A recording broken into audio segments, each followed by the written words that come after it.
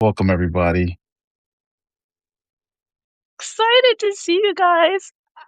It's been a long time. I feel nice and refreshed. Good There she evening. goes. It is her Mhm. birthday. Oh, Happy Jesus. birthday to ya. Happy birthday to ya. Oh, going Happy back to the top. birthday. Ha- Lord have mercy. Hey, people. We are back. Only been 2 months. And you know what? We're refreshed ish. I guess. And as well as we can be given everything. Uh, hey, Steve, my holiday season doesn't end until Tuesday after Dr. Martin Luther King Jr. weekend. 12:01 is when I get back to it, so I'm right on schedule. Just saying. Thank you, So Lori. Thank you, Shamiko. Appreciate y'all for the birthday wishes. let's see who's in here with us hanging. I'm gonna scroll. Oh, there's so many people. So excited. Hi, Mike Brown, Skylar, Oh, Mike's in the Joy building? Lenise, Carolyn, wait a minute. I can't see that name. I don't know what I can't see it. Let's see who else. Davina, Goldie, Lynn S, Gigi, Derek Allen, Alfonso, Amaya, Steve Worthy. Hey, Holly Q. Holly Q's in the house. I've been seeing your videos, girl. They've been awesome, as always. Nicole Woodcox. Hi, Ron Wilford. I think it's Wilford. Glendora, Zandy, Joan, um, TB, Bettina, Jen Kincaid Johnson. That is like that's how you say that name. Sheila, no limits, no barriers. Mondo, hello Mondo, Dr. Mo Anderson, Alan Castillo, who Oh, Dr. Mo. we need to go. Alan, we need to go to the Cuban coffee shop that opened up. Just bookmark that on something we're gonna do. um, YS Thomas. So, hi, everybody. Holy moly, we're back. I missed you guys, but I'm glad that we had a vacation from one another. I'm just saying. A what? A vacation? I don't know what that Uh, is. this is your first time here? Okay. Well, welcome. We're so happy to have you. No limits, no barriers. Um, because it's Angela's birthday, she gets to go first. That's And not how this works. Nope. I'm going last. Nope. Nope. um okay, so sorry, I'm cracking myself up. So we're gonna have Corey go first. Sorry, yo, I messed with my camera because I was doing something. I knocked all my equipment on my table, didn't have enough time to fix it before, so I'm trying to find a space. It My looks name's good. my name's Corey Gums. I am the founder of the Black Podcast Association, and I run Black Pod News, which is a newsletter you can find right here on Substack. And I'm happy to be back, and I'm glad to see everybody's faces. Hi, everyone. Yeah. My name is Michelle Jackson. It's been a minute. Hi, my name is Michelle Jackson. I run Creators Getting Paid, where I talk about all things monetization as it relates to the creator economy. I specifically focus on voices that usually aren't highlighted. So I love the people that I reach out to share their stories as well as sharing my journey along the way. Angela. Hello. I'm another year older. So thank you guys for being alive on my birthday, and you're welcome for my presence here. My name is Angela Hollowell. I write two newsletters. One of them is about the creator economy, give my experience as a creative entrepreneur, where I also share stories from my podcast, Money and Hustle. And I write a second newsletter and host a second podcast on women's sports, where I feature stories from everyday athletes, weekend warriors, and women's sports fans. So if either of those sound fun to you, you know what to get me for my birthday. I'm a size 2,000 subscribers and front row seats at concerts and WNBA courtside seats. You know, nothing too flashy, just something slight for your girl. You know what I'm saying?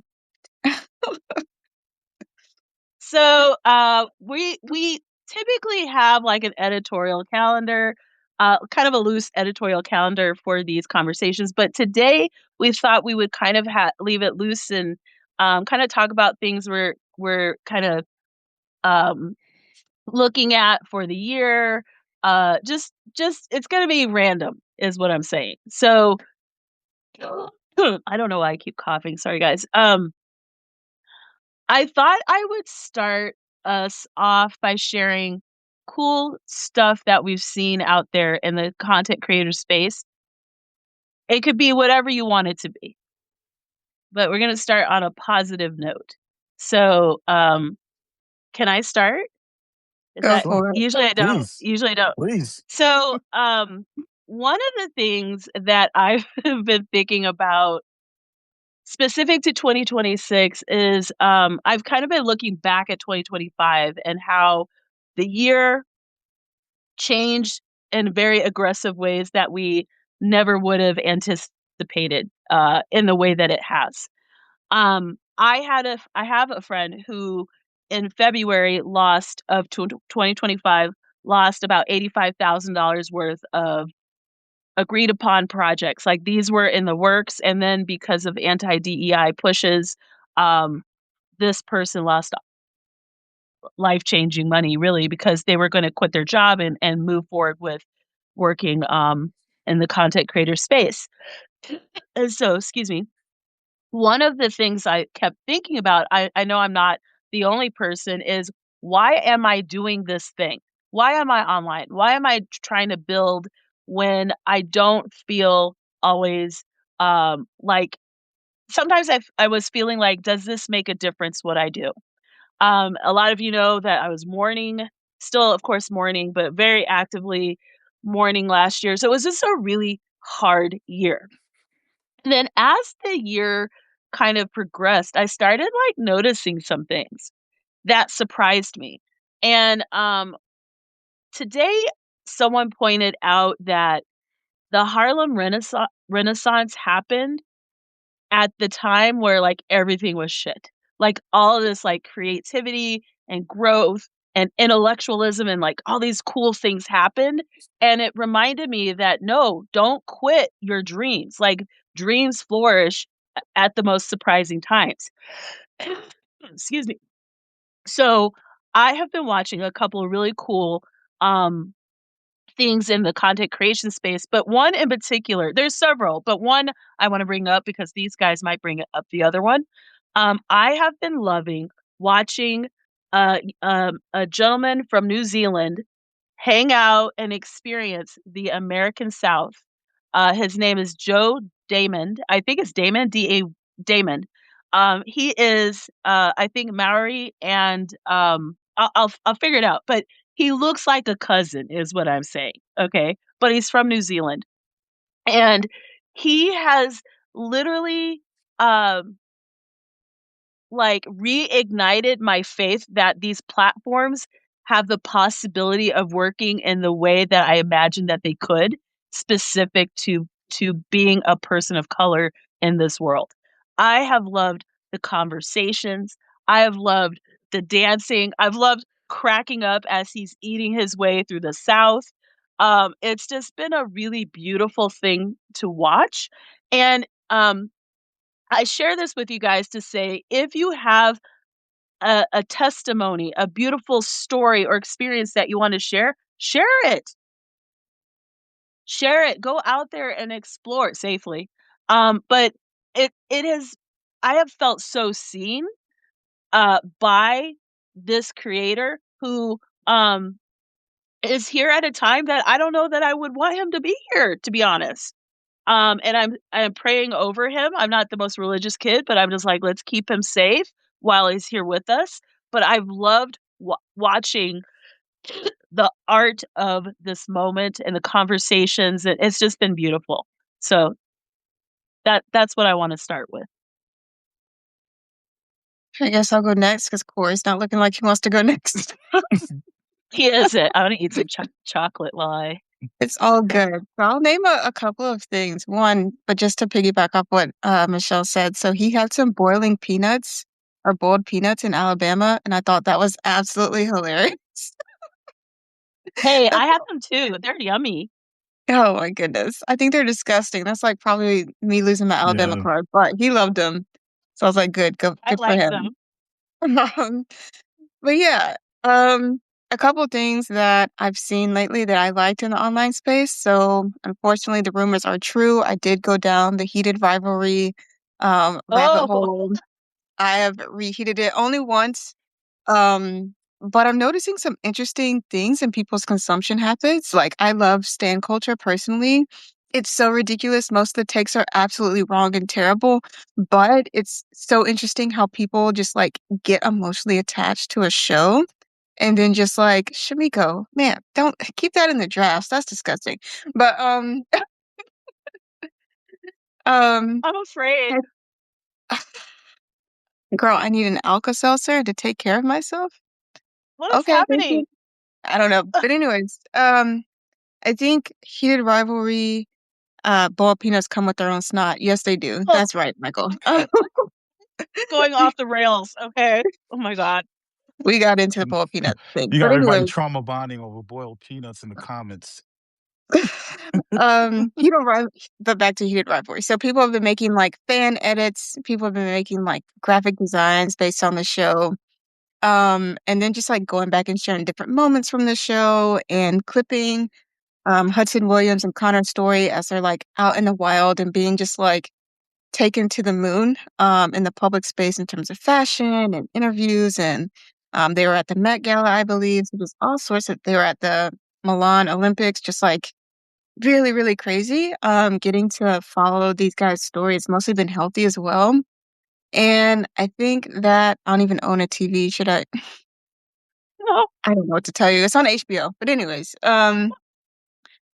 well, say that to say, like, there's a lot of people who maybe not like consider themselves creators, but once they get attached to a show, they start creating based on that show. And Mm, so it's almost like we're seeing this like evolution of creators who like on some level they're just doing it for the love of the game. They're not doing it for money. And like mm. that's really fun and interesting to see. Like it almost like gives you that like spark plug in your back of like, this is why I started. I did it because I found something that I really cared about. And I just like went all in on like being obsessed with that thing. And I think being obsessed with something is like the key to like creating something really good. So that's what I've been liking. I'm probably going to rewatch the show again before it's all said and done because I think it's really good. But that's what I've been liking online lately. It's on my list, but I'm watching the new Star Trek, and so I have to prioritize this thing. That's fair. I watched it because I know that Bridgerton is coming out on the 29th, Oh the new yes. season of Bridgerton. So I gotta be ready for that.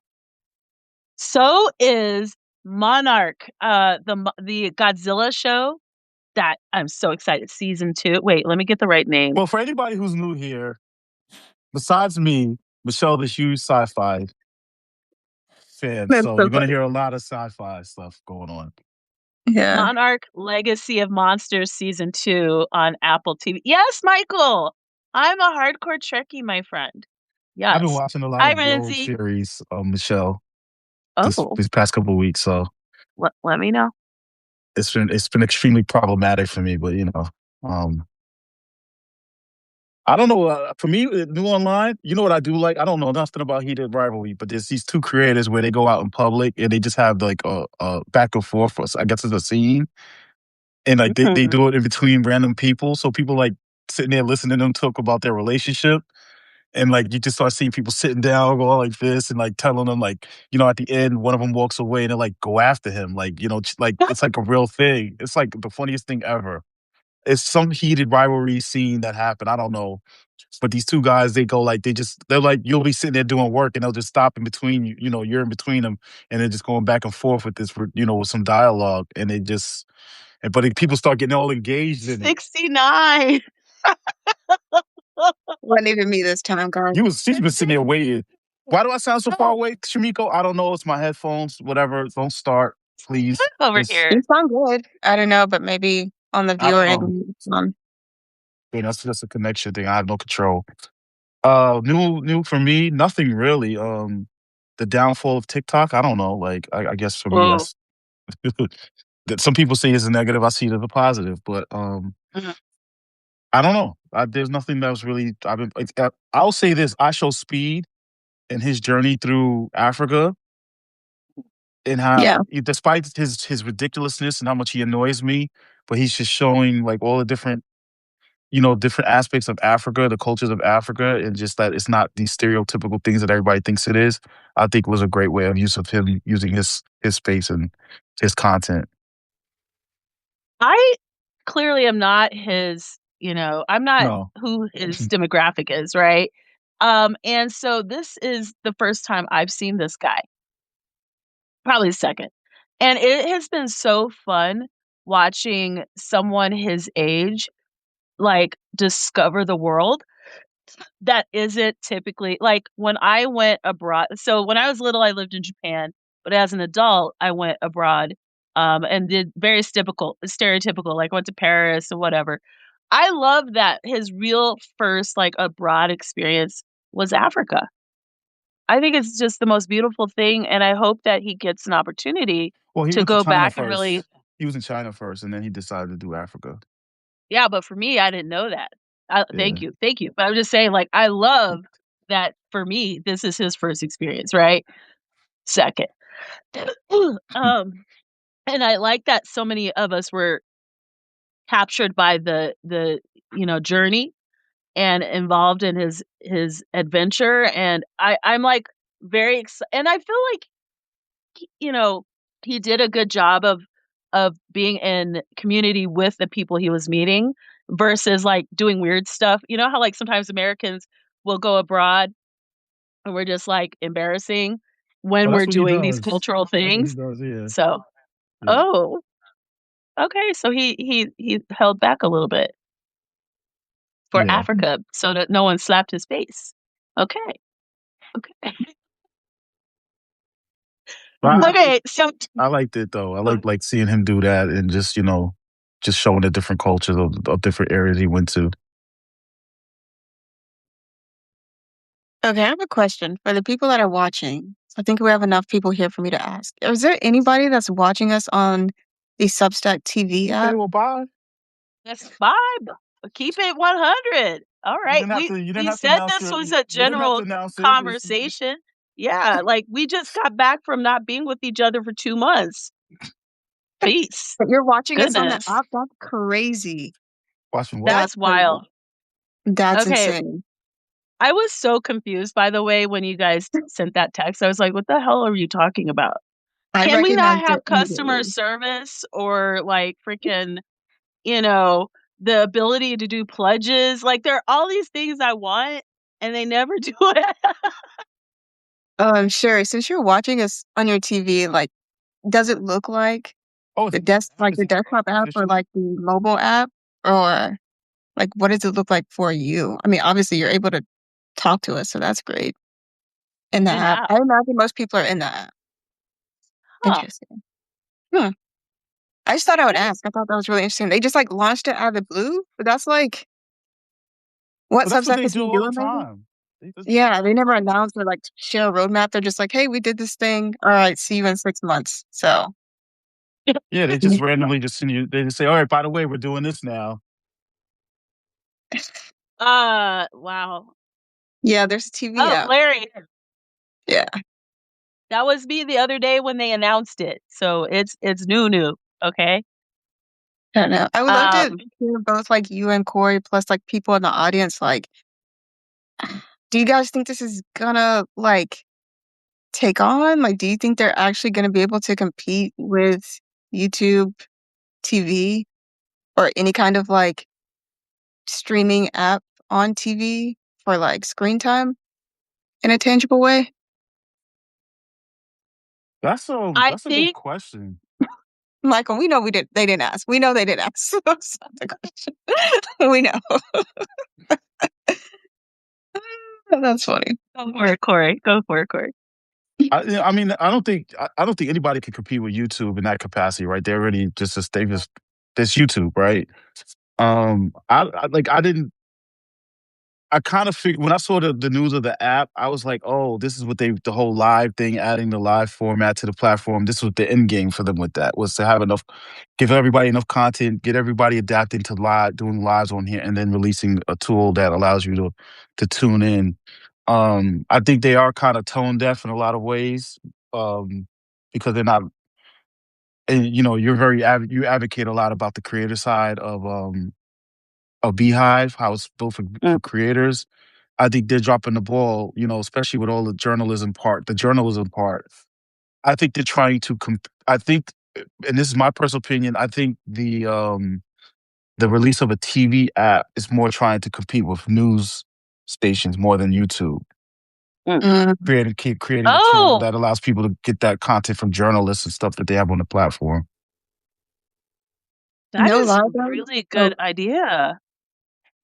like the people that I've been seeing the most, ironically, on here are Don Lemon and Joy Reid, and they'll go live for like hours and like multiple Really? times a day. Yeah, Oh, God. so it's been interesting. And Don Lemon, I mean, obviously he's been independent for a good minute now, so his setup is like really nice. Um, Yeah, there's a lot more journalists on here, and I think with Don Lemon, Okay. you're going to start seeing a lot more established journalists trying to capitalize off of that as well on that platform. So I think that's more probably the premise than competing with YouTube. mhm. I mean, you can't compete with YouTube because it's literally a search engine, right? Like it's a well-established search engine. It's massive. It's older than the platform. But I think you're right that there's this huge opportunity in journalistic media, excuse me, and that if they're able to capitalize on that, that's a huge opportunity. Because I do miss watching, not always, but I miss watching the news, right? And feeling like it's balanced. I'm in the Colorado Association for Black Journalists, so I do like journalism and specific approaches to media related content. I'm not consuming a lot of news anymore because I don't like what's out there right now. So you have actually with that one comment got me to like rethink what they're doing, even though I still want other stuff on the platform. And I will check it out. All I mean, I right. think it's going to eventually Changed my lead to mind. that area, like what you're saying, like other content. But considering that they're trying to position themselves like the platform for journalists, that's the only thing that makes sense to me in regards to that. Or why you would do a whole app for just for video on your platform.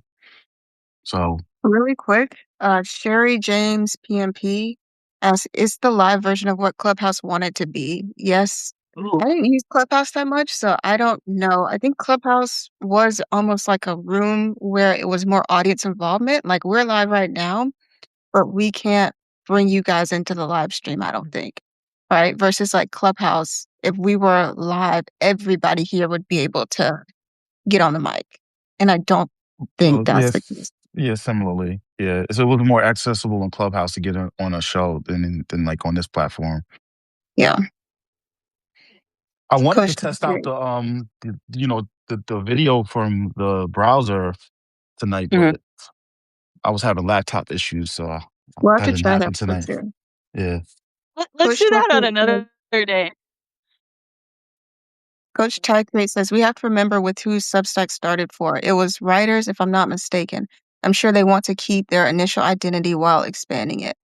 Sherry James PMP, journalists and writers love this platform. Thanks for the answer. I Yeah, think also that TV situation is easier to have ads on instead of in the feed and stuff. Now that I'm thinking about this, that's an easier place to be like, okay, we can show ads over here, and that'll make a lot more sense, and it won't be as disruptive as it would be, say, like on our personal feeds and stuff. So I bet within 6 months, if not less, we'll start seeing ads in that space on Substack. Yeah, everybody's trying to sell ads. Oh. I mean, um, but how else do you actually, this is a good question. How else do you think Substack is supposed to make money if it's not like a cut out of subscriptions or ads? Like how are they supposed to do that? Because they're not adding the components to the platform currently that I would think they would do to earn more money. Like what? Um, Similar to what Beehive is doing, like the big one that I wish they would do, actually, the big one, because it fits this audience, the platform so well, create a way for people to upload and write books and have like a launch feature and the ability to sell books on the platform. You know what I mean? Like But have a that whole doesn't take a section just percentage. around. No, no, but I'm just saying for people who are on Substack, they that would be something that could be a compelling offer. Um, I I don't disagree about Beehive. I'm just saying, like, it's weird to me that there are ways that they could probably monetize the Substack platform, and they still haven't currently innovated in that way. So I'm curious to see, like, what else they're gonna do because I think they need more than 2 ways to make money besides subscriptions and ads, you So, know? are you saying that you feel like if Substack added the ability for authors, like book authors, or even magazine authors, or just anybody who is in the print e-space to sell books on here, that you would be okay if Substack took a percentage of those sales as long as they gave people the functionality to do so? For me, I don't want it for me, I want it for but I do think a lot of people would love it, to be honest. But If they're but on you're saying that if it's they're on okay. Amazon right now, if they're on Amazon right yeah, because they're not paying a flat rate, right? So if we're grown and we're fine to put it on Steve, excuse me, if we're on Amazon and we don't even have, like, a whole, like, brand profile on Amazon, why wouldn't we want to do this on Substack? And I'm sure many and Amazon takes my romance books that are on Amazon, they take a percentage, I was perfectly fine with that. Okay. I would Okay. you know what I mean? So if I wrote a book I'm writing a book this year, actually, I'm writing a book, I'm self-publishing it. I would that's part of the reason why it's on my mind. I'm like, What's the name of the well, if book? I were to I have to look at the title real quick. If I were to like, I want to You're just integrate it perfect. into my no, this is not a romance book, I'm talking about my Oh, nonfiction. damn. Um integrate it into my portfolio of work that I'm doing on the platform. It's much more efficient. It makes sense. These people read on this platform. So it just seems like a very like intuitive addition to add to Substack. And I don't know why they haven't yet. Maybe it's a coding thing, I don't know. But whatever. I mean, it Yeah. would match up their ethos of supporting writers, right? Like, it would be a Yeah, part of that whole that sphere that they like to promote of their brand. So maybe they will. You I know, don't know. maybe they'll stumble on this live, and somebody will be like, "Hey, that Well, lady there's been Michelle quite a said you should few. do it." There's been quite a few I'm writers just on saying. Substack who have been called for it because, like, there's one me and Michelle came across where, like, she basically is hosting ebooks for authors here, like a virtual bookstore for Substack writers. There's people like Paul Millard, I think is how you say his name, but he wrote The Pathless Path, and he's been like, I don't understand why Substack won't just let me sell my books on here.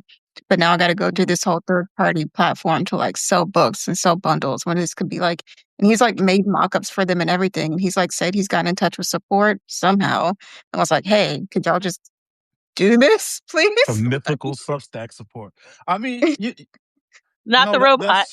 that is a good point. Like, you would think you're creating a space for writers, you would try to create an ecosystem around your platform to support the writers as well. So I would totally buy their books. I mean, so it's interesting that that's still lagging, as a feature, that could potentially be on the platform, I want to make a you know? comment, but I want to highlight what Sherry James, PMP, just said as well. So I think Mm. one thing about attracting people who come from newsrooms and journalists who are going indie or even making their own newsrooms, I think that it's a miscalculation for people to expect that those newsrooms are only like video newsrooms, like that people won't want to also create a quarterly or annual or some kind of magazine or newsprint as well, even if that's your target audience. And then, like, once you're catering from the top, also going to the bottom of people who want to write books. And there's people that forget his name, but he wrote Abundance with the guy that everybody loves to hate now, Ezra Klein. He wrote Abundance. And like he's here now, and he was a journalist, and now he's gone indie because he has the success from this book, and he's like, I don't actually need this anymore. I can just say what I want. So I think there's people big and small who are like would benefit and are asking for and would would want the ability to just sell their books through Substack since they're building such a big thing here. And this I think is interesting because I mean we talk about monetization for creators. Mhm. Sherry James at PMP says some people aren't in it for the money. We have a message for the masses. When it becomes about money, the messages become like the news. Yes. Want to know your thoughts on that.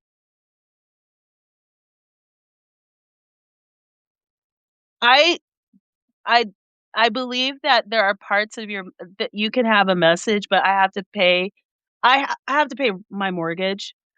And so if I'm independently wealthy, then I can totally like just have my message and be out there. But I'm living through late stage capitalism.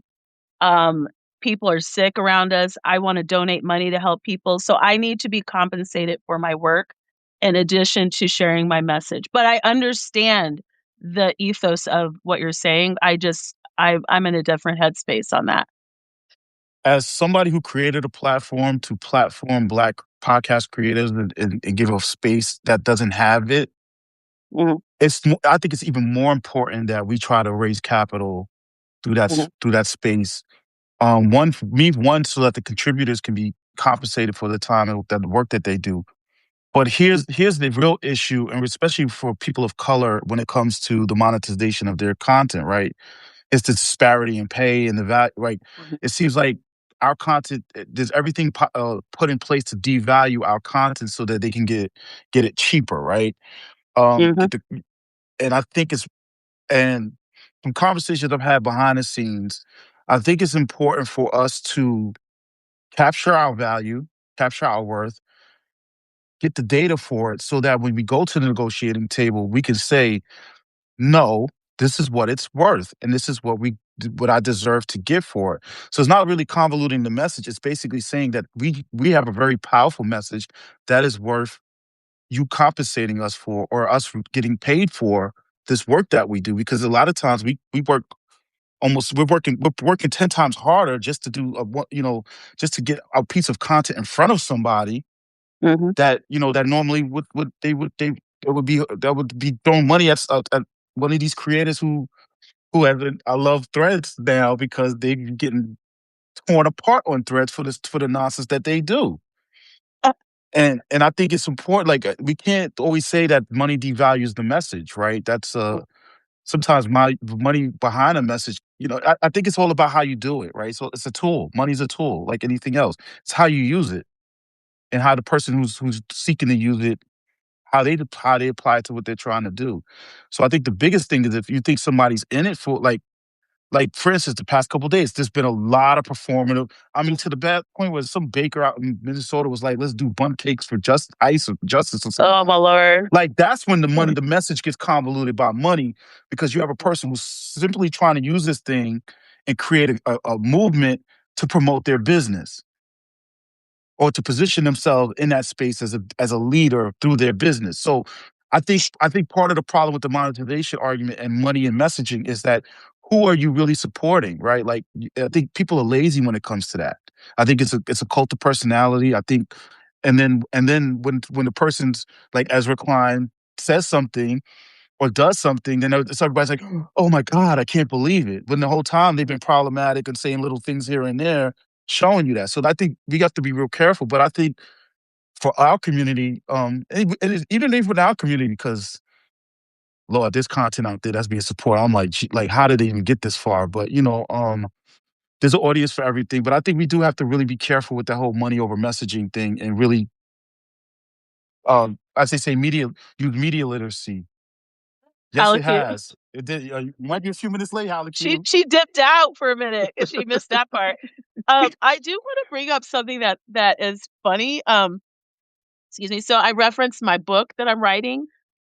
This is the title, and and the conversation I'm trying to have within the book is a lot of what we're talking about. So it's called Content Creators and the Business of Doing Good: A Blueprint to Better the World. And a lot of what I wanted to kind of talk about is how creators, in particular creators of color, Black people, we find ourselves developing these projects that kind of like fill the gap where we're not being served, but we sometimes approach it like almost like a nonprofit. And then we're very like hesitant, resistant, uncomfortable with being paid what we're worth in order to host the event, get in front of people, you know, educate people, create materials, do all the things that it takes to run these small businesses that we have. And I feel like sometimes there's a lot of guilt around the idea of developing like Black Podcasters Association and being like, hey, I can't just show up every week and do this for free. I got kids to feed. I can't do this for you. I can try to get, you know, sponsorships and things like that that help, you know, defray the cost, but you have to be a part of supporting this as well. And I think this is a important conversation, especially right now with people losing jobs, with all this uncertainty. And so I think that conversation is even more important to have because um you know, it's funny. Uh Sunday, Beyonce, this is different because she's billionaire. Beyonce sent out an email. I think it was Sunday. And I go on Threads and I'm like, why is everybody mad at Beyonce? Because no one's ever really mad at her. And come to find out, she had sent out an email selling her Valentine's stuff, which makes sense. Actually, it's kind of late in the sales cycle, but they had sent out a, you know, a newsletter. Hey, you know, our Valentine's gear. And it was funny because people were like, Beyonce, read the room. Beyonce, I don't have the money right now. Beyonce, this isn't the right moment. Beyonce, you know, they were not happy. And it was interesting because I'm like, she's worked really hard. She's built this business. I do think that they need to be a lot more responsive because we know what happened this past weekend. So I think her team really uh dropped the ball in terms of timing, personally speaking. But I feel like that reaction was really interesting to watch because if she'd released music, it would have been totally different. I'll be honest. So, like, the music would have been consumed in a different way because we probably would have been listening to it for free before being moved, you know, compelled to maybe pay for something later. So, I want for us in 2026 when I'm going to be contributing to uh campaigns as I have for the last few years. I send money to people. There are people that I want to contribute money to food pantries. I have, you know, relatives that I would like to help. I can't do that on free. I cannot do that. And I don't want to teach other people that my labor is not worth what they're paying some person who's eating you know, like a Reaper pepper and he gets paid like all kinds of money. And I'm like, what the hell? I'm not doing that. Really quick, I want to switch gears for a minute. There's a comment from Michael Motley that was earlier up. It says, it seems weird to cater to a video platform on Uh, a mostly text-based newsletter platform. If it's okay, I think I want to start answering that. Um, yes. and I say this as someone who is currently coming to you from a live video on a text-based platform, but does not send my newsletter on this platform. Mm. I think it might be helpful, and Corey and Michelle could potentially have different, thoughts, but I think it's helpful to think of Substack more as a social media platform that just so happens to have the capacity to host a podcast, host a newsletter, and host video versus thinking of it as a newsletter platform. Sir, I'm sorry. I can't just say Michael. There's like 10 Oh Mike, my. 20,000 Uh, Michaels. uh, That's not helpful. Okay. I gotta say, but it's helpful to think of it more as a social media platform that hosts a variety of media versus thinking of it as a newsletter platform that just so happens to host video because that's not representative of like what Substack is and where Substack is going. I think if Substack was a newsletter platform, they would have a lot more newsletter features like ages ago versus like just adding certain things within the last 6 months, like automations and the ability to A/B test titles and A stuff whole like that. API you can access. Yeah, like they would have other things if it was purely a Yeah. newsletter and text-based platform. Very And true. Yeah. also, even as a social media platform that is largely text-based, Substack knows is largely text-based. Like, if we're looking at it as just a social media feed, quite frankly, there are better social media feeds. I think what Substack has done really well is just have your social media feed and your name associated with your newsletter publication and like all media that comes from you. I think a lot of you are on the app, so you discovered our live stream on the app. Substack does really good with discovery, and that is social media like in essence. Newsletters inherently have issues with discovery. Podcasts inherently have. Or somebody right now arguing about why they don't want to do a video podcast because they don't care about its benefits for discovery. Whatever. Substack, you don't really have to think about that as much. So I would encourage you to think about it like that. I don't care what y'all say. I'm gonna be a video podcast stan forever. And I didn't create it because I wanted to get my podcast discovered. I did it because that's the medium that feels most native to me. And I wish people could just leave it at that. And if that's not for you, then just don't do it. But yeah. Do we want to start the new year up like this? Or are we just taking shots? We You guys, 32. okay, I'm all for it. okay.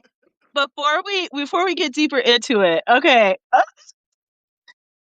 If you could do us a huge favor, we want to hit 100 today. Okay, I'm freaking On my out. We're birthday, 10 please. away. Please. So you see that share button at the right hand side corner by the heart? Please share our live stream. This would like so make our day. Oh my god. So I'm going to say a couple of things to address what Angela's talking about. So I spent Yeah. quite a while, excuse me, kind of thinking about the role of Substack within what I'm doing. I love many, many things about Substack. If I didn't, I would be off the platform. But to Angela's point, Substack is evolving very clearly away from being a newsletter platform. It is very obvious to me that is the newsletter feature is secondary, maybe even third on the list for them. It is moving to be a social media platform, totally fine.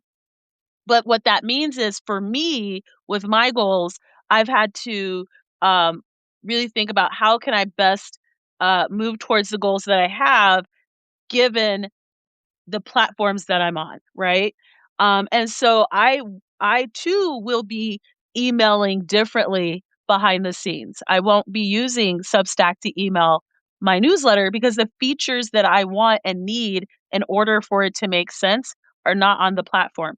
I will still be going live. I'll still be publishing some content on the platform. But uh, it just doesn't make sense to me when I'm almost at 5,000 subscribers that there are certain things I don't have. Thank you. I'm so excited. There's just some things that are not going to work the closer I get to 10,000. How do I know that? Because I've been watching my friends who hit 10,000 and they're pissed off and they're starting to leave the platform aggressively and really mad. I don't want to do that. So I saw what I saw the writing on the wall. And if you are really optimizing your newsletter, your email list, your list of people, then I think it's really important to think about um, how you use your list, how you're communicating with them, how you own access to them. Because the other part is, so I can see who is subscribing to my newsletter, right? And one of the things that I noticed was all the in-app subscribers, and they only want to be communicated via the app. Okay, fine. But what if I don't want you to be communicated that way because you subscribe to my newsletter? It's annoying. And we want to respect that that's the choice that people have, but I wish they didn't have that choice because I have a newsletter.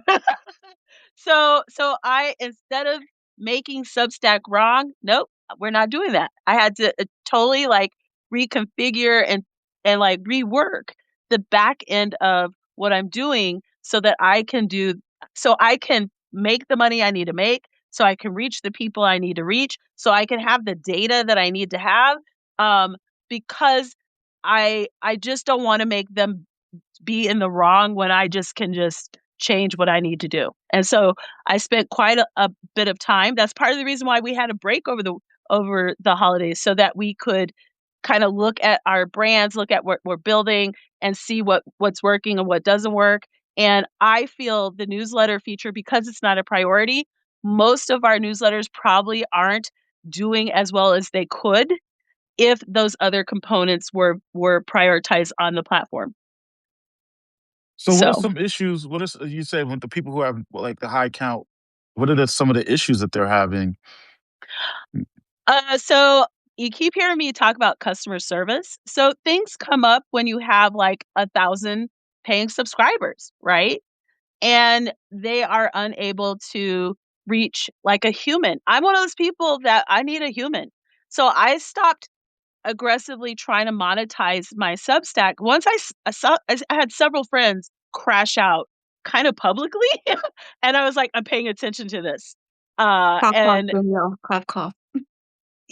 like I'm paying attention to it. And I was like, why would I grow something knowing that this is going to anger me, because I'm getting like this will happen because I've seen it happen so many times.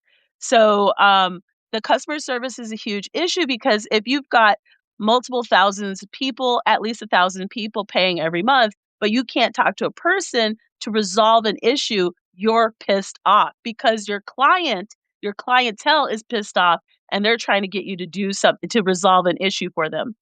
So So that's is the one issue with thing. payment? Yes, Like but it's too that's not the only thing. So okay. payments, just things going awry, okay? Like just things going awry with money. Doesn't matter what it is. It's you know how people get weird even if it's small amounts of money. Um, the second thing is just the analytics, and people even clicking on links and interacting with your work. Like I have a pretty high open rate and what have you, but I feel like it should be a lot better. What is happening? Walter is in the house. It's past his bedtime. Walter, isn't it like 9 o'clock?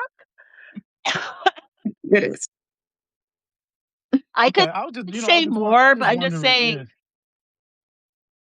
there's some issues. Okay. And There's You because know, more they're if you want more. I'm into my way there. I want to know what I'm about to get myself into. That's one reason why I'm well, asking. I Yeah. mean, I have purposely shifted my approach behind the scenes, because I've decided that why if I know that this is, unless something happens and it's obvious that they're prioritizing the things that we're concerned about, but it doesn't seem to be happening now. It doesn't mean it won't. It just seems like that's not where they're at. I'm not going to make them wrong for Can I chime prioritizing in for a what they second? want to. Yeah. Can I chime in for a second? So I want to play like not devil's advocate, but I want to give two sides to this point here. Because like I've seen people like the Lex Romans, the Danielle Desir Corbett's, um, a few other people who have reached 10,000 and beyond subscribers. And I think there's something about the number between like 5 to 10,000 plus, where if you've reached that amount of subscribers, it's very likely that you've been consistent for at least a year to 18 months at that point. Very likely that you've got a lot of paid subscribers who are expecting a consistent experience from you. And it's very likely that you're ready to make your money back from the time that you are investing in writing a newsletter.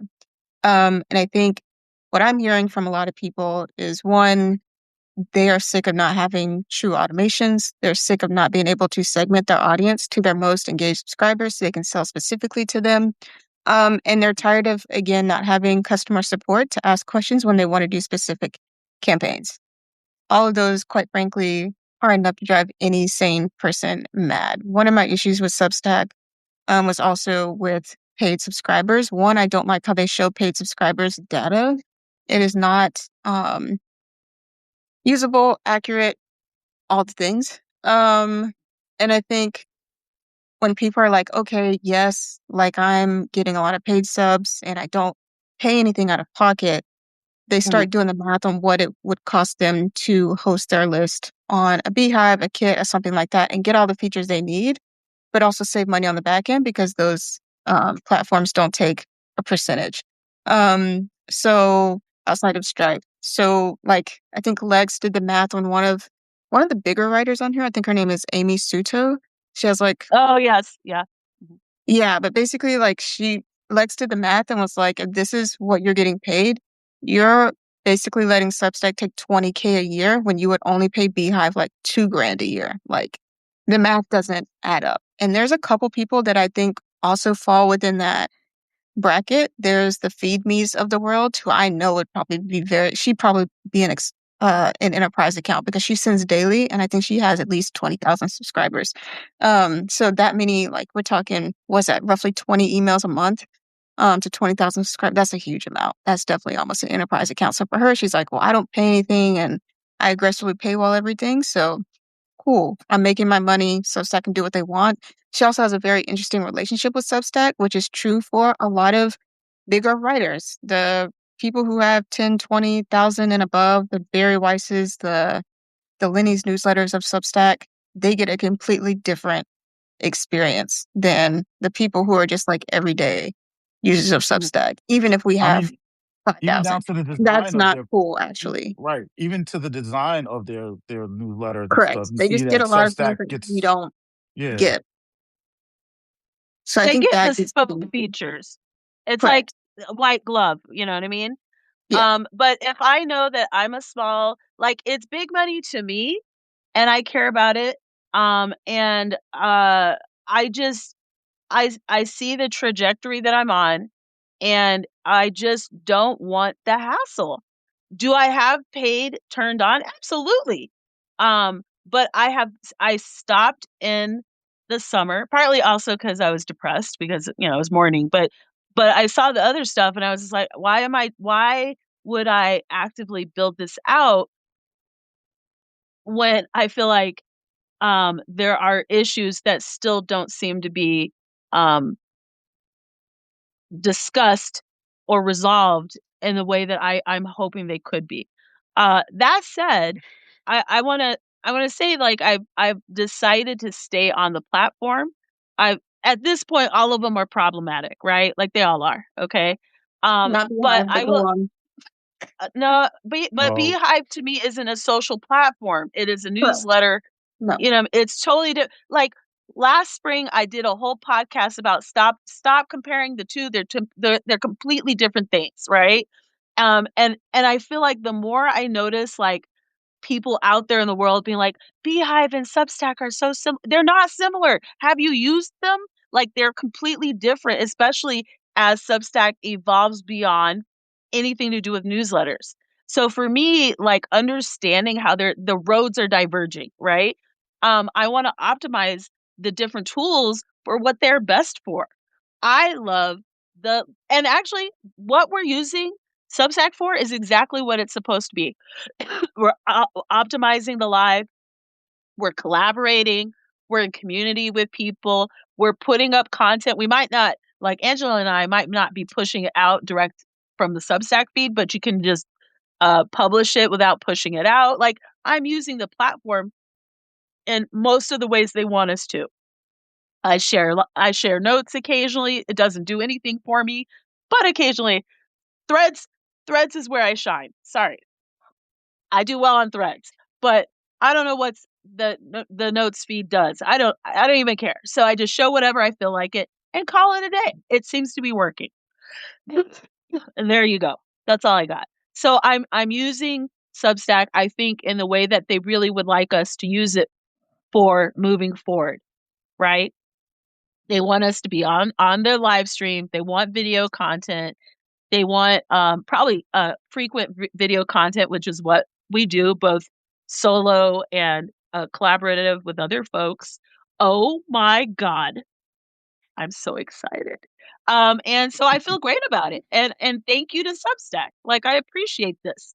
And I just in general, my philosophy is I'm not going to make unless you're like a problematic person, that's different. But I'm not going to make shout out to Solo. Solo's like, I don't know what is happening. Why are they Solo? Nosy. Solo, I'm gonna tell you why we're excited.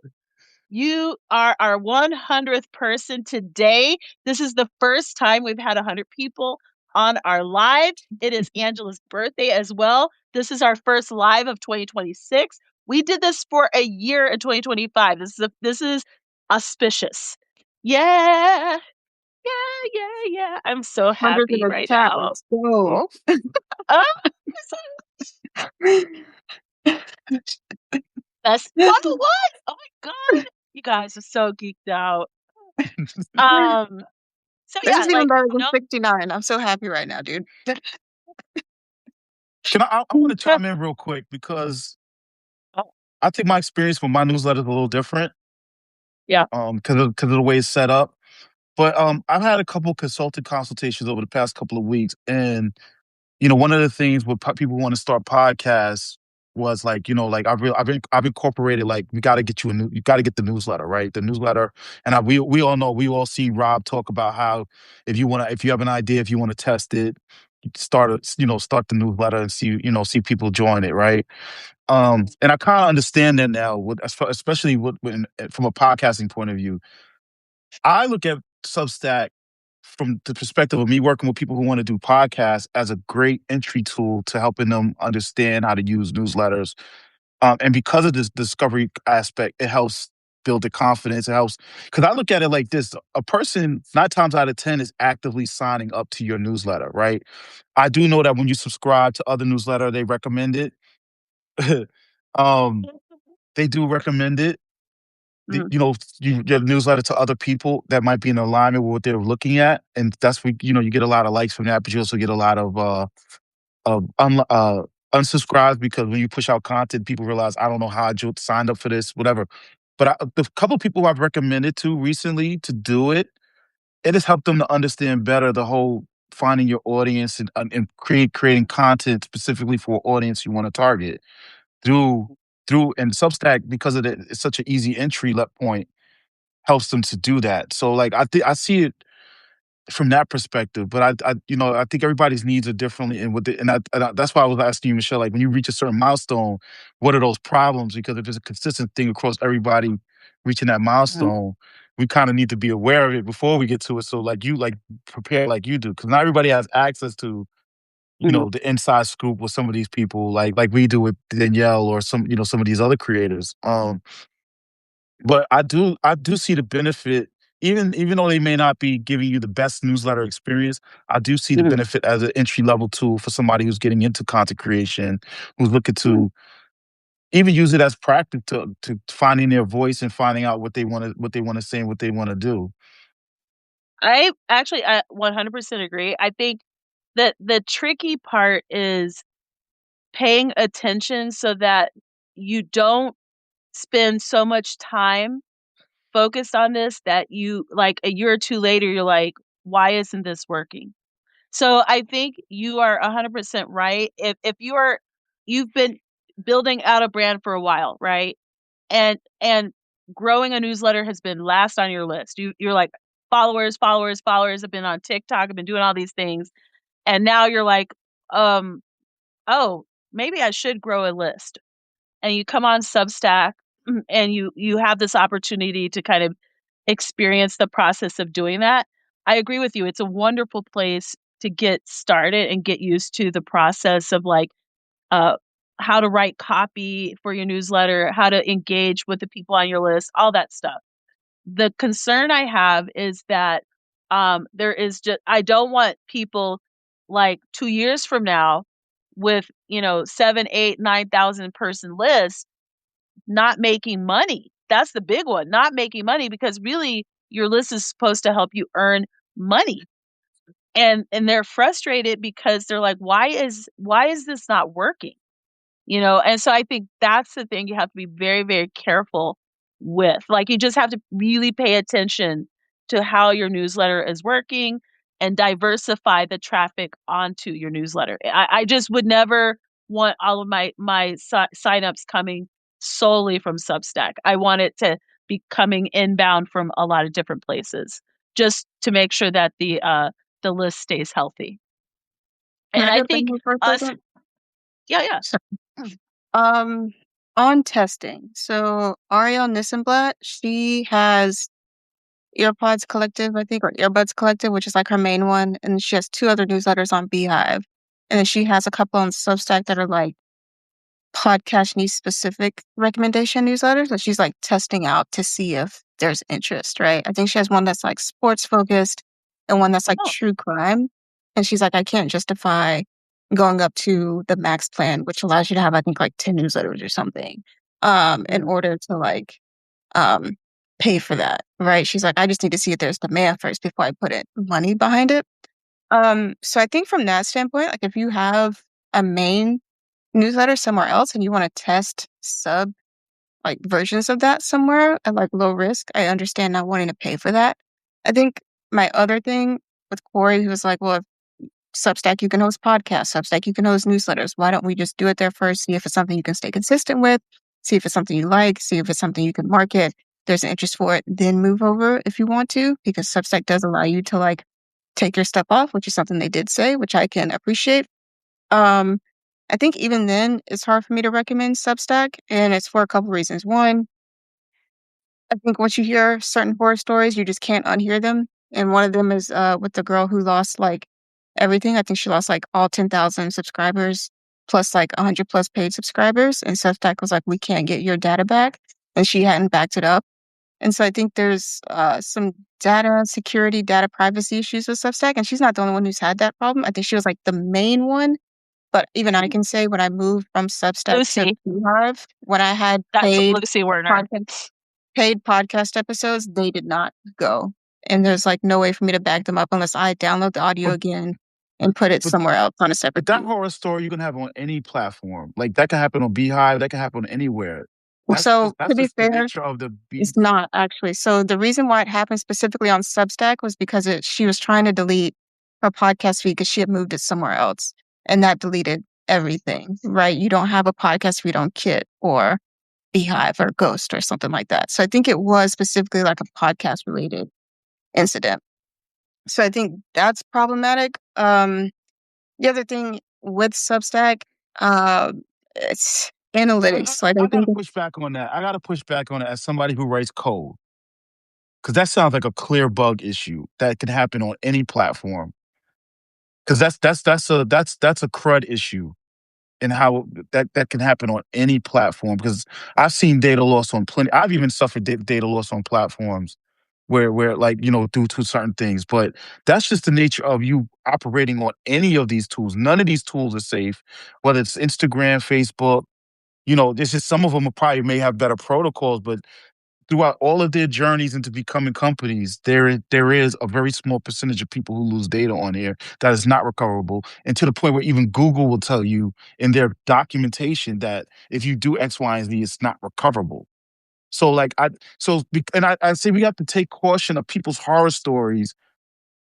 Now, if you said that happened to like ten I'm thousand not done people, talking. I'm not done. I'm hearing you, no, but like, but I can't sit here and sit and as a program and as somebody who writes code, hear something like that and then be like, it's a part of it's a part of the process of anything you do on the web.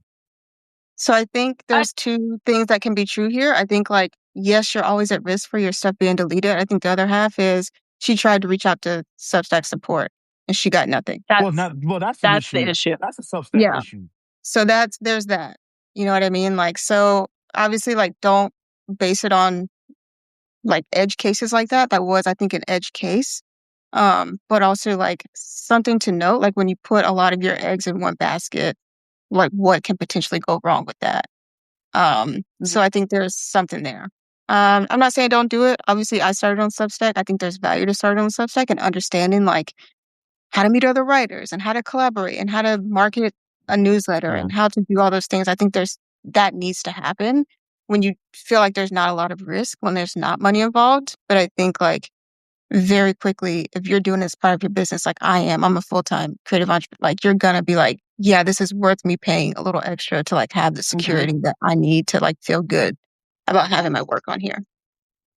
Yeah. And I Okay. think, this so I think the bigger issue for me, I think you're right, Corey, that stuff happens. Yeah. People lose stuff, whatever. I think the bigger issue is the customer service That's yeah, issue. yeah. For me, if we're dealing with money and we're trying to like grow our business, it also impacts your greater business model. I need when it escalates, I need a human.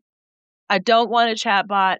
Pisses me off so much, especially when I'm dealing with money because you can just cut through a lot of like I feel seen, I feel appreciated, I feel In heard. Maybe context. you, yeah, like maybe you can't solve my problem, but I'm able to express what happened, what's going on. Maybe they could have provided, maybe they're like, look, we can't get this back to you, but here's our contact for this, that, and the other. And this is how we can support you in this way. And But this she is also how should have we been on able to get a response when she was like trying to do it. She should have been like able to just email someone or reach out to a person's chat and say, "Hey, this is what I'm trying to do. Can you walk me through this so I don't like lose my data and I'm able to retain it and move it somewhere else?" So And this is literally my number one issue. Everything else, it's like whatever.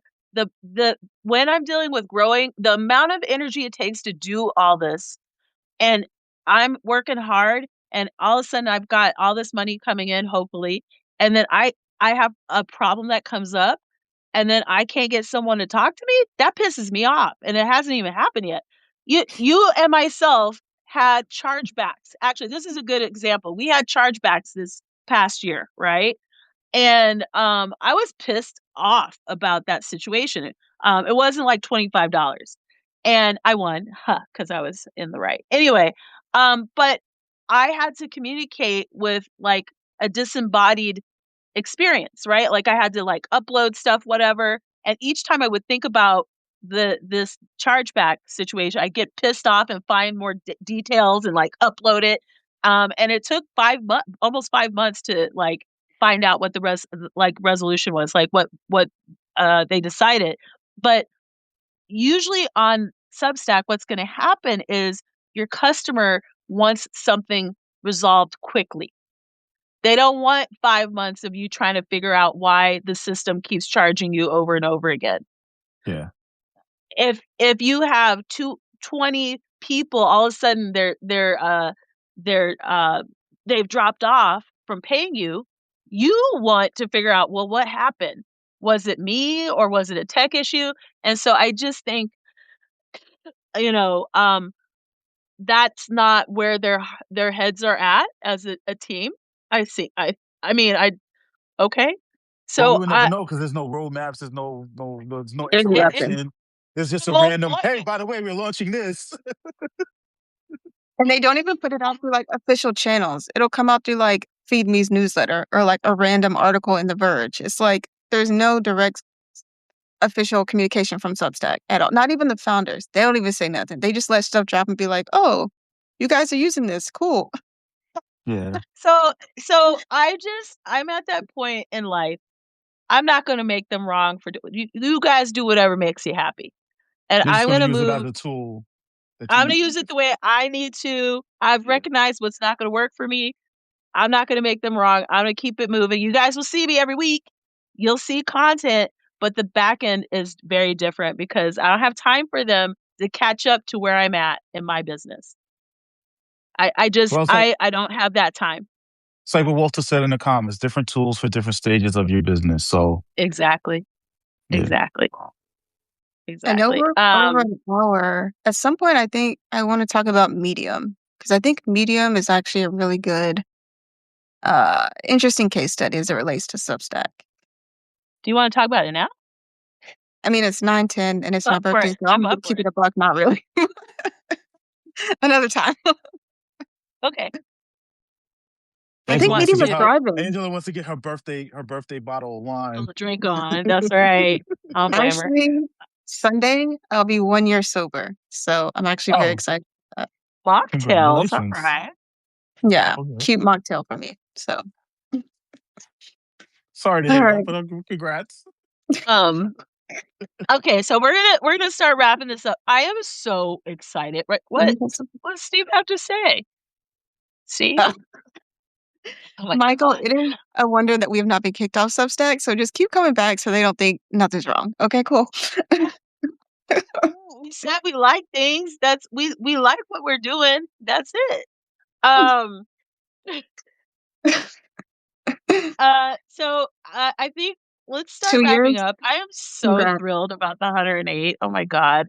Um so I think what I'd like for us to do to wrap up is to share a couple of projects or things that we've developed quietly during the holidays. That sounds delicious, Shamiko. It does. To let people know about it so that it's on their radar. And then we have one thing that is coming up in February. Oh my God, that we need to talk about too. So let's share what we've all kind of started, and then talk about our February thing that I'm freaking out about, and then go from there. Yeah, I'll start. And I want to start by apologizing because I don't have the link to paste into the chat for you guys to RSVP, but during the replay, I'll try to put it in the comment section or like in the description so you guys can RSVP to our virtual summit. In February, it's going to be, I think, the 19th and the 20th. I think that's a Thursday and a Friday. It's going to be in the afternoon. So, like that, after lunch, IDIS with us. It's going to be 2 days, couple speakers, some giveaways, some really good stuff going on. We're really excited to do it during Black History Month and, Uh, yeah, to have you guys join us. Some projects that I've been working on, I took some deviations to vibe coding, but I will stick with my main two projects, which are Please Hustle Responsibly. And if you go to pleasehustleresponsibly.com, you can check that out, subscribe, read old articles, join the creator database. It's free and you'll get featured in a future newsletter. So please do that. I would love to have you a part of that community. I also write Melanin MVP. You can go to melaninmvp.com. Sign up there, read previous articles, check out the podcast. Super excited for what's to come on both of those projects. Coy. Oh, a couple of things. Well, Mm. I'll talk about the newsletter. So we've added on three new contributors. We're going to be nice. bringing. We're going to have. We're going to be bringing a contributor who's going to be writing about AI tools and stuff like that for creators from a creative perspective. We have someone who's going to start bringing more technical stuff like cameras, and you're going to probably like that one, Angela. Um, Cameras and tools for creators in that capacity. And then we're going to be bringing from Cassandra from Be Well Sis. She's going to be contributing Woo! about the mental health space and for content creators and stuff. So which is something, especially in these times where we have to be very cognizant of how the world is affecting us. And she's going to be writing some stuff for that. We have Walter, who's in the comment section. He's going to be bringing back Hire Me, which is our section, which for people who are laid off or who freelance that want to get in, that want to promote their services to our audience. So I'm excited about that project. Um, my new year, the end of 2025 ended really messed up for me. So my schedule is now open, and I'm starting to take on more clients for consulting. So I created my program called Creator Sessions, where I sit down with people, and I'm going to be working on them. It's not necessarily going to be ask me anything, but it's going to be more targeted. You have one problem that you really need to work on, and I work with you on that. And I'm going to have one-to-one sessions and group sessions. So that's about to launch um, with that, and just working on BPA stuff. I'm excited. We got the team is working on some things, so you're going to see some stuff rolling out over the next couple of weeks in there. We're bringing back co-working, weekly co-working sessions. We're going to be our anniversaries next month as well, so we'll be putting together that little our virtual celebration for that. Um, and some other things over the next, for Women's History Month, we have some ideas that we're going to be doing for that. Uh, and I think for me, between BPA and the newsletter, one of my pride and joys that we're really going to focus on this year, Mm, and I think our community is going to love it more, is we're going to start focusing on our list of Black mm, podcasters that need to be, or executives in the industry. You know, mm. since a lot of these lists that come out, I'm gonna throw shots right now, are nepotism Oh, filled. shut, shut, shut.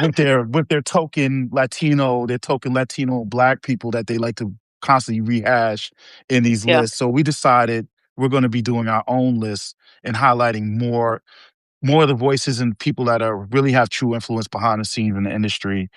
And we're, and really promoting more podcasts in that capacity too. So, I think 2026 is for me is the year the gloves come off. All right. So I have started a couple of different things. I started a membership quietly at the end of last year, called the Creator Income Collective.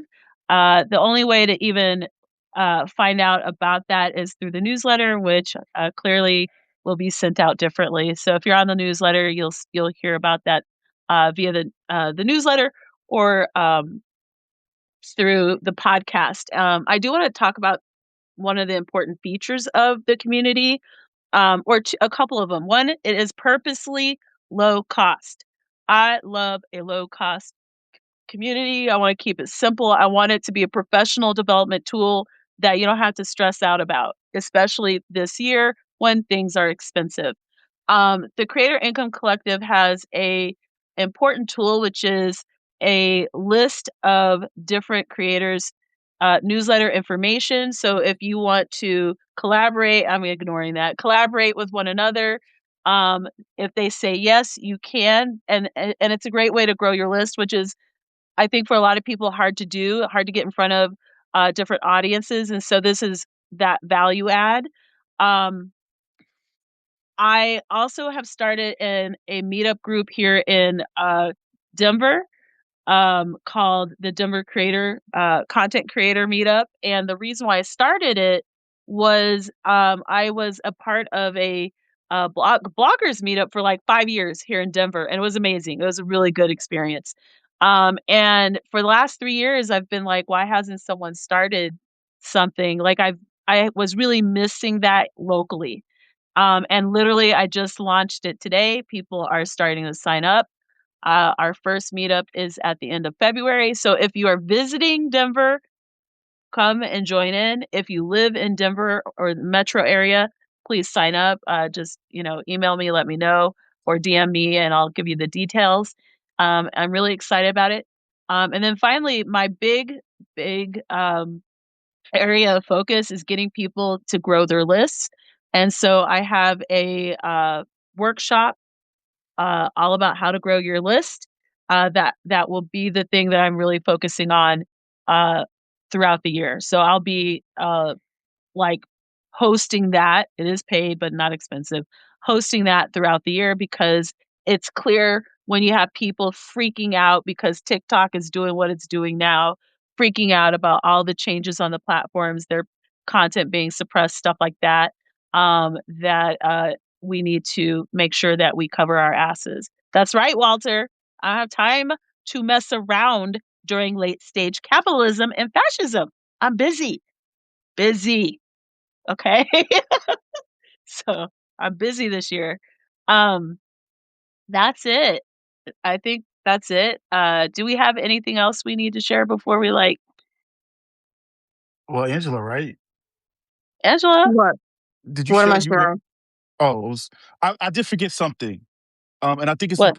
it's important because we're losing in the podcast space, we're losing how do I say this without saying too much? We're losing our especially we're losing platforms that were once voices for our communities, right? For Black, Brown. We've lost some communities already, and we're in the process of losing some other communities. And we don't have anything in the Black space for like a conference anymore. With this being, I guess, the last Afro the audio conference in person event, whatever the situation was with that. Um, so BPA is working on their own conference now. We've been working on it for the past couple of months now, and this year I don't know if it's going to be in person. It's probably going to be virtual, but next year we're definitely targeting an in person event. We're working on some venue negotiations right now.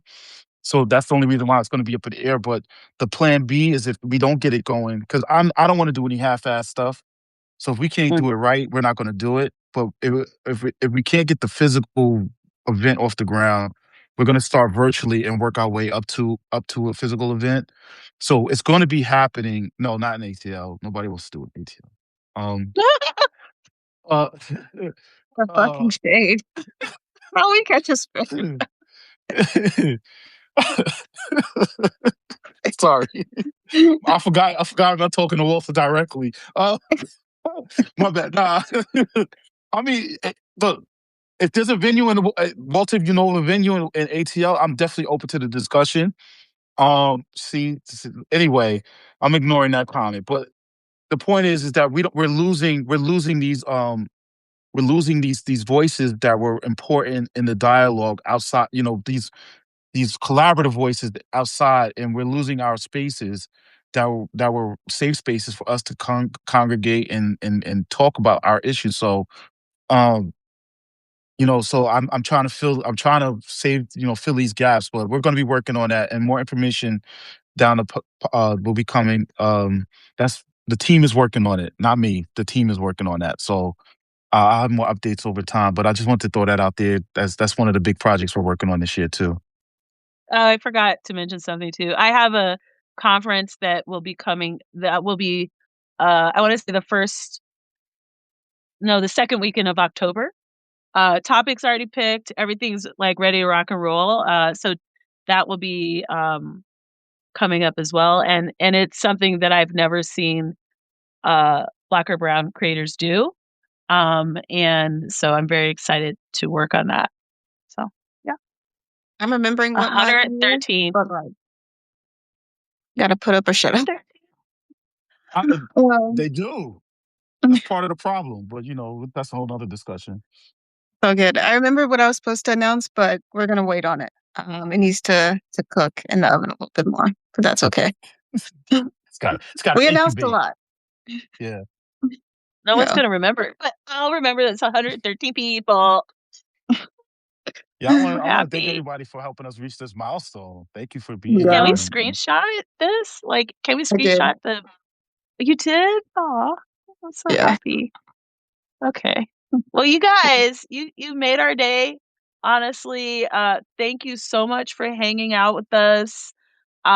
For just being along with, coming with us along. You know what I'm trying to say. You're on the ride with us. Dang it. We appreciate you so much. Uh, you never heard us complaining about the platform, by the way. But you know what? We're just saying what other people It's say. not complaining. It's Um, just it's we're just no. conversation. It was thoughtful critique. It wasn't harsh. And we're excited to join you on Tuesdays, and have some dialogue. And if there's anything that you think we should be talking about, please DM one of us. Please share this with a friend that you think this would make sense for. Other than that, we are And so happy subscribe, to have you. subscribe, subscribe. Yes, please. Okay. All right, guys. What? Bye, guys. All right, have a good night, everyone.